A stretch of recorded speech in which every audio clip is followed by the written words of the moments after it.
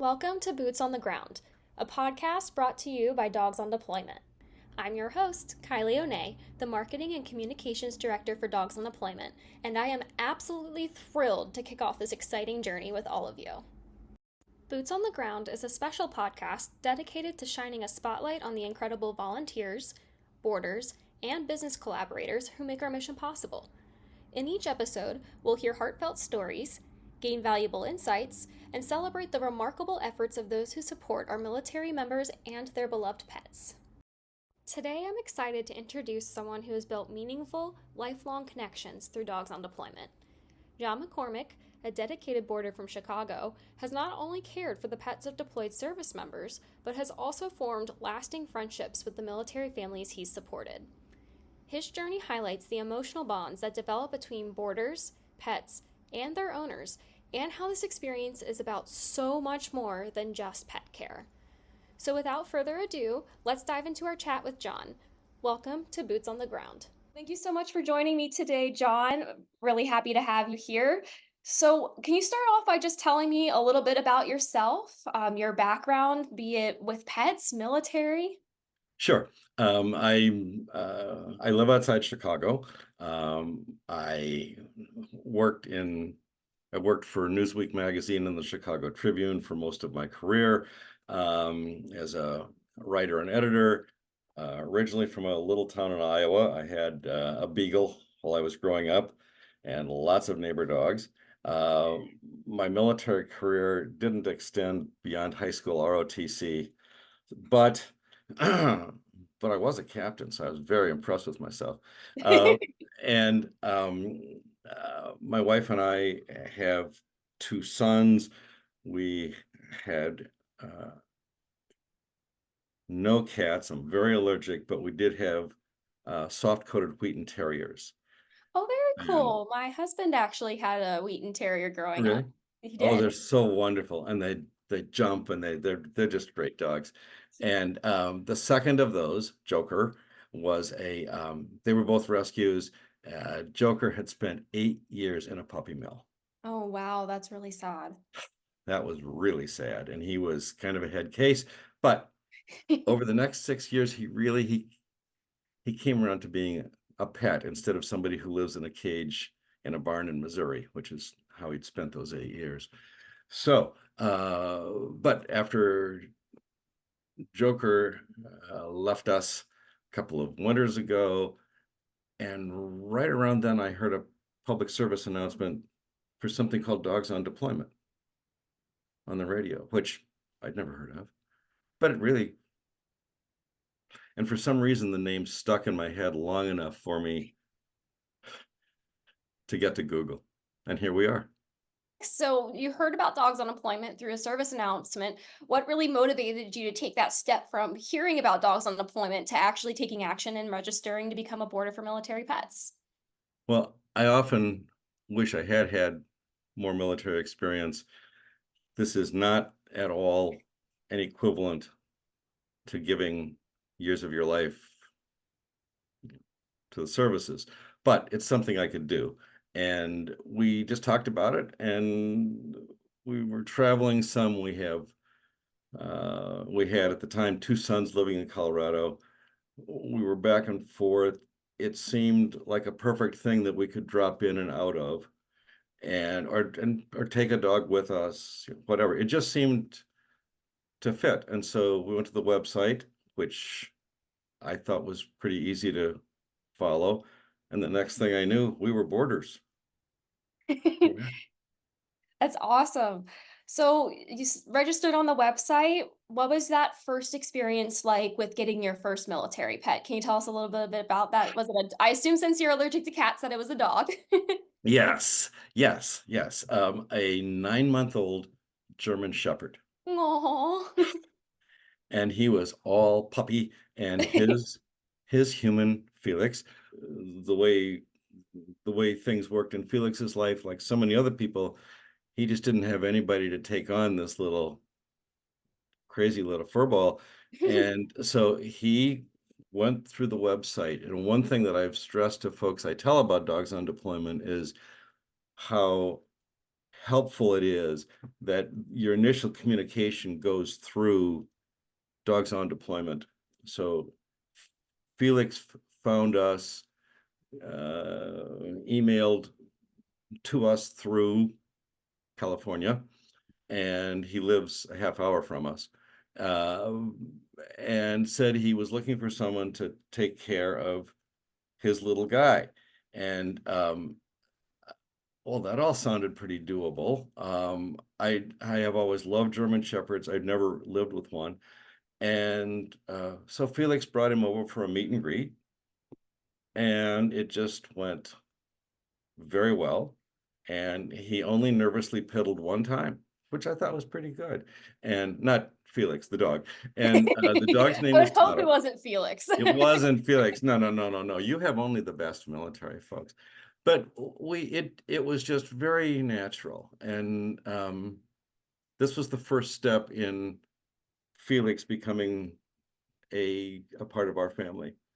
And he knows he can show up today without, without any formality. And When that initial meet with Felix started with watching his dog, but it sounds to me like it's gone far beyond that for both of you. we were together for 9 months. And when he came back, he and his daughter came to our house. Daughter Amelia is 12. And just to see that reunion is the greatest. And there are lots of good reasons to be a boarder, but none of them can match the behavior of a pet when the human comes back after that much time. And we're about to experience that again, but we'll get there. Absolutely. Well, you mentioned that reunion for you is that pinnacle point of Yes. why you really want to do dogs on deployment boarding for military pets.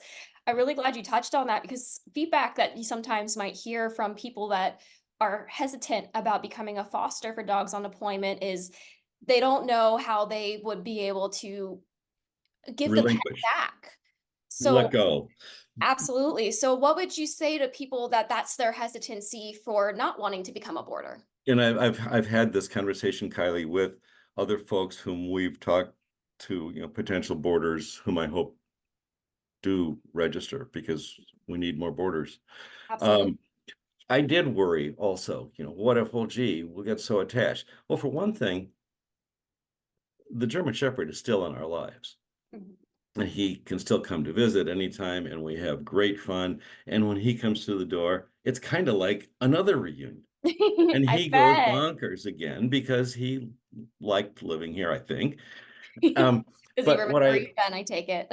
what I try to explain to people is it's really different when you go into it knowing this really isn't your pet. You're helping someone, and Right. you get to know this person, and you're emailing or texting with this person through their deployment. You're sending them photos. You're kind of all in it together. And the notion, I mean, from day one that this is going to happen. And I don't remember if I cried, but let's say I did. But it was still such a joyful moment to see them, get back together. And now to see them months later when we do see them. There's this saying that you know, you bring a dog into your life as your dog or a cat. That creature is going to give you many of the happiest days of your life and one of the worst days in your life, at the end of its lifespan. And this isn't really like that. The happiness just sort of continues. And you've been I mean, the people we've been fortunate enough to take in have been so appreciative. They've made us feel like kings and queens. Uh, you know, just for helping them get through a tough deployment. I mean, these are nice, you know, nice, normal people who are giving years of their lives to military service. And so, of course we want them reunited with their dog. Of course we Absolutely. want, it's like raising a child. At some point, every step should be a step away. And at some point, Toto, the German Shepherd, he was supposed to go to Felix, and he did. and I got to be there. That's awesome. And you mentioned that multiple you said, we've worked with everyone's nice people. So that leads me to think that this is Felix's dog was not the first experience. Well, it was the first experience for you, but not the last. Can you tell me about any other Sure. boarding experiences you've had? Sure. We've had 2.5, and I say 2.5 was actually 3.5. Uh, Last fall, um, Toto the German Shepherd, Toto was Army, so he went back to Felix. Just a few days after that, within a week, we got an email through Dogs on Deployment from a wonderful Navy officer named Danielle, who was going overseas, and she had a beagle, a little girl beagle named Maddie. Aw. And could we possibly? Well, yeah, we certainly could. So Maddie came to us in early November, and same thing, meet and greet. I think we actually had 2 meet and greets, so she Oh, really kind of wow. got used to the house.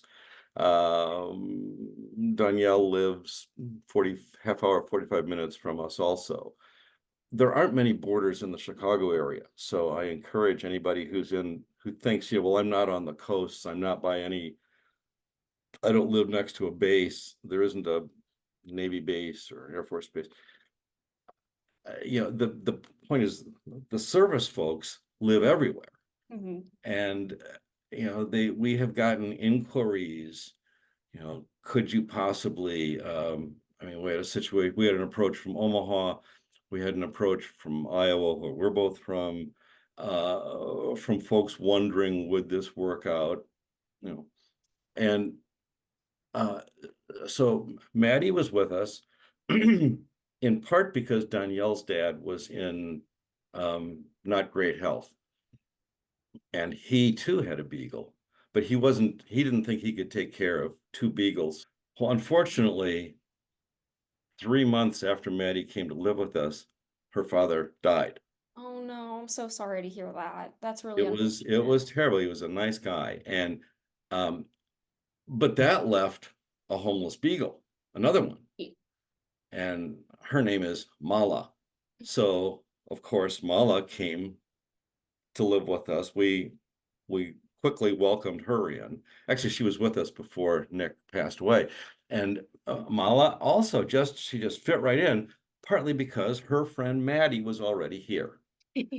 So I'm So sure she that was really excited to see a familiar face when she came into your home. yes, yes, and also, I mean, yeah, everyone I've talked to who's done boarding talks about how adaptable the animals are, and also how adaptable households are. I mean, this just kind of works. Anyway, Maddie came, Mala came, Maddie and Mala are with us, and Danielle is en route back, and so she will come soon. Probably she's coming back a little earlier than she anticipated, and Sure, she's excited about that. the Beagles will go with her. Well, I mean, once again, I'm sad. I really like them. You know, I I can say I love them, but they're not my Beagles. But I really like. It's fun to have a guest pet in your house. It's and they sit in our laps, and they're just pets, and all they want is for someone to love them and feed them, and then feed them again, and feed them again, because they're beagles. Now, the reason I said 3.5, so that's 3 animals: Taro, Right. Maddie, Mala, and then there's Shaka. And Shaka recently showed up on the DoD website, on the Facebook page, because She's the Doberman Shaka Pinscher, right? Shaka's a Doberman. Mhm. Yes, a Doberman Pinscher. And Shaka's human was hoping that we could take Shaka for a shorter time span. And we talked about it. We thought, 3 dogs. We've never been around a Doberman, but it's a dog. So we said, sure, come over for a meet and greet. And the gentleman did. He's Air Force. So we would have been Army, Navy, Air Force. It would have been perfect. We would have You needed a would have had Marine. almost all the branches. We needed a Marine, and now we're going to find a Coast Guard puppy at some point. But so Shaka did come for like a 3-hour meet and greet.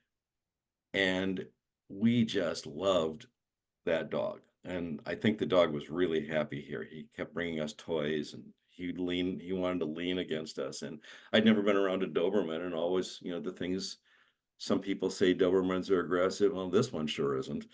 He's just a big, ball of love. Unfortunately, one of the beagles just wouldn't have it. And we knew this about her. We knew that this was a tendency she had to have a problem with. She's very territorial. She's very protective.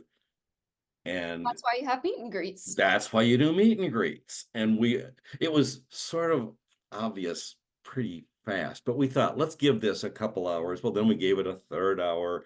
We really tried to make it work. And it was actually Shaka's human who said to us, guys, it's not going to work. And we all kind of, okay, it's not going to work, but he knows where we are. We know how to get in touch with him through Dogs on Deployment. And it's an open invitation. And he said he would take us up on this once the beagles go, then, and I was so thrilled to see that Shaka found another boarding situation. Shaka did. I actually have some updated photos from Shaka's boarder as well. Shaka's doing great. Oh, that's so good to So hear. it's really unfortunate that Shaka didn't find a temporary home with you, but we did have another boarder step up, and it's been going beautifully. And Shaka's happy, and Shaka's human is happy. And now we're going to wind up in a tug of war with that other boarder, because we want Who's gonna have Shaka next time? who gets Shaka next. Yeah. These have just been, really, really good relationships. We never felt like anybody was in any way taking advantage of us, or I would encourage anyone who's thinking of being a boarder. All I can tell you about is our experiences, and they've been pretty much flawless. We've never had to ask for support from Dogs on Deployment. We've never had, a serious medical thing. Well, even if we did, I think that we would just work that out. I mean, you reach a point as a boarder where you're kind of driving around Dogs on Deployment. You're texting and emailing with, once you have the person's pet, then you're no longer going back through Dogs on Deployment for every connection. And these are people I expect to know for the rest of my life. I love them. Well, I'm so happy to hear that you've had wonderful experiences both with the pets that you're boarding as well as the service members who are their parents. Um, I guess it's probably safe to say then, I think it's probably goofy of me to ask, but given that you're potentially going to battle it out for Shaka, if Shaka ever needs some time again, I think it's safe to say, are you going to continue to be a boarder for Dogs on Deployment? We are. The only downside is when people approach you, and we've had 2 of these situations where people ask, can you do this? And for whatever reason, in one case, we were going to be out of the country for a stretch when they really needed someone. And they're just, to have to say to someone, I mean, to realize how many folks there are who need your organization, and how the almost the desperation that some people feel. They're scared. Are they going to have to surrender their pet because of a deployment? I mean, think about that. Like, Well, that's why we're seriously. here, because we don't want that to happen. I know. And like, I don't think people realize the cost of boarding a pet long term. It's just It's enormous. expensive. It's really expensive. And then what are you getting? Your dog's never going to sit on a couch and watch TV with a family. Your dog is going to be in the rough and tumble of a kennel. And I can't imagine, leaving one of our dogs in a situation like that. I mean, nice that kennels exist and we've all used them in emergencies, but to to realize how much demand there is for boarders through dogs on deployment, and how many more people could so easily step up if they knew about it, and if they understood that it's not complicated, it's not expensive, it's not um, you're not being asked to do anything difficult. All you kind of have to do is go through the steps. Well, and the great thing is too that you touched on with Shaka is you have that open communication with the service members, and both of you can do those meet and greets and go, this isn't working for whatever reason. Exactly. You both can make that decision together. So that way, at the end of the day, it's making sure that the pet is well cared for. And if it's not going to work, you just communicate that. And like, just like Shaka, you move on, and Shaka found another wonderful boarder that was the fit that was needed. And the service member needs to know about that safety, that their pet is safe. And Kylee, when we talked about the difficulty of relinquishing, turning the dog back to the human, and I'm sure this will be sad when the day the beagles march out the door looking for food. But also think of the service member who has to, drive up to a strange house, if first for a meet and greet, and then eventually, a week, 3 weeks later, has to leave their animal with these strangers and drive away and get on an airplane and go to Timbuktu. I mean, those are the folks who have. I think it's got to be much harder for the pet owner than for those of us who get to enjoy these little visitors. And we've had only good times with the animals. There was the apple pie on the counter incident, Oh the no. German Shepherd, but and he just had a big smile on his face. I bet he And did. and there was the pie tin on the floor. Wonder what happened here. So no, it's just we've had so much fun on situations like that. So that being said, we've discussed, you know, beagles, the German Shepherd, the almost Doberman Pinscher Mm. Shaka that you almost took in. With all of these experiences, what for you has been the most rewarding aspect of being a boarder for dogs on deployment? Whew. I I know think it's the a most difficult one. rewarding, I think the most rewarding aspect, I mean, the most fun experience is the thing I was scared about, which is the reunion. When now I'm just kind of toast sitting on the side, and that they're going back together, and Tato, the German Shepherd's, he's leaving now. I mean, that was the most I worried about. It was the most fun to just be part of that, and to see an 18-month-old German Shepherd go so bonkers, and so glad to be back with Dad. Um, but I think the most rewarding is the texts and the looks on the faces of the military members, for them to know or to hope that their dog's as safe as they think, as they expect, for however many days, weeks, months they're gone.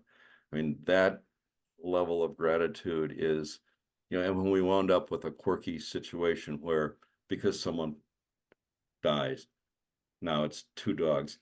I think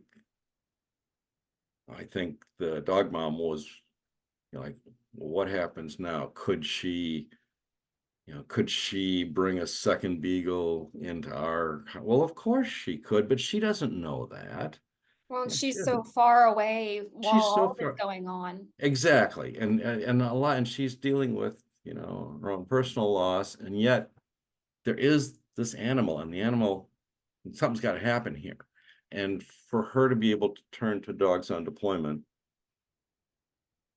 in that moment of need, my guess is that, I mean, I know she's very grateful to you guys, but she's also grateful to us, and that is, I That think, you I am very astounded that you were able to step up and do that because, here wasn't even her dog and you answered that call when it came in. So dogs on deployment, of course, but that you as a boarder, that was 100% your decision to do that. So I can't even imagine how that service member feels that you guys stepped up when that happened because that's You're right. You're an right, out Kyle. of world experience. Absolutely, yeah. All about me. Pat on the Right. back. I mean, dogs on deployment, we're here to support boarders and service members when needed, and we're that, that go between to get you guys connected. But that was strictly 100% on you. I Dogs think on deployment cannot take credit for that. You stepped up, and thank you for doing so because I couldn't imagine what it would feel like being deployed so far away from home to have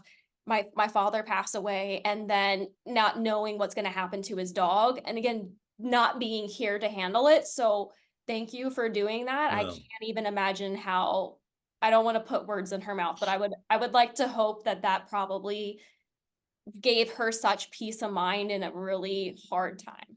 I think it I like to think it did. That's what she's indicated.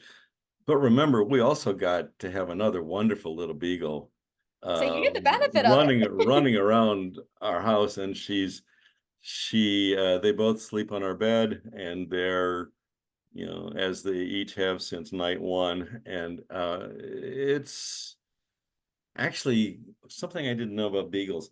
They burrow under covers. Oh gosh. So I And so bet you she'll get go all the best snuggles at night. all the way down, and each of them will stay there. They sort of compete for who gets in first, and then somebody has to stay up by the pillows. But um, it's been it's been a really it's been a great experience. So I know we've talked about a lot of different things that you've mentioned for both boarders and service members to keep in mind when they're going through this process. Is there any specific advice that you would give to someone who's considering becoming a boarder for dogs on deployment? It's a commitment, but not a hard one, and it's the the situation is a lot more flexible than someone might anticipate. Example, this didn't happen, but for family reasons, we thought we were going to have to go to the Denver area for 2 weeks um, this spring. Well, gosh, what do we do? We have somebody else's animals. Gosh, what do we do about that?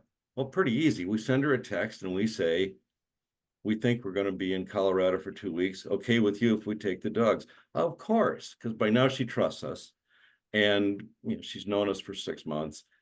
So many things in life are so uh, convoluted and have so many rules and so much paperwork and regulations and on and on and on. And dogs on deployment is just this simple thing where you arrange, where you connect people. And I've seen that in the wording, and I really like it because dogs on deployment it's tremendously valuable, but it's also kind of simple. Kylie, there is one thing I would suggest. I think on the website, a how it works button would help, because I think it's easy to think that if you just sign up as a boarder, then people start contacting you. Well, not really. There are a couple other steps in the middle, and I don't think people realize that the contact is going to come from the service member through Dogs in the. So I know the website's going to be redone. I would put a how it works button. We appreciate feedback both from service members and from boarders because something we are always trying to do is make that network better for usability. And like you said, we are in the process. It's, been a little bit since it's gotten an upgrade. We're in the process of doing that. Unfortunately, it's not a quick thing. It does take some time, as well as it will also need some additional funding in order for It, those. it takes money It to does, do that. absolutely. But I appreciate your feedback because we want to make sure that areas where it might not be intuitive, we want to make sure it's easy. And I'm glad you mentioned sometimes service members don't reach out. But the biggest thing with the network that I think people need to understand is we're here, we'll help connect you because we provide that network for you to do so. But it really comes down to you. If you as a boarder, you're more than welcome to. I know a lot of your border service members in need have come to you directly, but something which is, we do encourage service members to do that, do the research and look for borders that they feel will meet their pets' needs and then be the one to reach out. But please always feel free as a boarder too that if you're not necessarily getting reached out to, you are always more than welcome to do a, radius search, set the mileage of how far you'd be willing to go or meet someone halfway, find pets in needs, and you're always more than welcome to be the one to reach out. Of course, we would highly encourage service members to do so, so that way they already have a bit of an idea of what their pet quirks are. They can read your profile and see, okay, my dog is high energy and is going to jump a small fence. Well, you have a 4-foot fence, unfortunately that's not going to work for me, and go ahead and work through that. But of course, please feel free as well as a boarder that if you see someone that you're like, I think this dog will fit what I'm looking for, you can reach out, and it works both ways. And I appreciate your feedback of structuring it to make it look better, so that way it's easier and more intuitive for people to understand how that network is working. It's fine as is. I'm trying to give it a little tweak just to. Oh, absolutely. No, there's always room for improvement. I mean, it's, we've been around since, 2011. We don't want to sit stagnant. The world's changing, technology is changing. At the end of the day, though, service members still need help with their pets. So that's what we're gonna Yes. here to do. And if it takes a little bit of a tweak, then we want to do so. Interaction I've had with other boarders is the thing boarders talk about is it'd be great if we had more boarders, not because anyone feels overwhelmed or anything, but just that there are people who aren't finding a boarding situation, and so they're reaching out. Sometimes they're extending. As I said, from Omaha, that's about a 8-hour drive from us. That was someone who really, I mean, think about it. If you just can't find someone within 8 hours of where you live, that's got to be frustrating, but it's also got to be kind of scary. What am I going to do? So Absolutely. Well, there's definitely, I actually recently spoke with a service member who was running into that issue as well. They were having difficulties with finding a boarder that was, they had a high energy dog who unfortunately needed certain things and they weren't finding that. However, they said that here it was when they were looking, they did find someone actually still pretty quickly. But when they were in the process of looking, that service member said that they even had someone reaching out going, if you need someone to transport your dog, we're going to travel for vacation. We'd be more than happy to take the dog with us so then we can drop them off at your border. Like, there's so many options out there. And want to emphasize to service members to always reach out to borders that you might not think would necessarily be your first pick, because there have been experiences where it fits the needs that they're looking for their dog.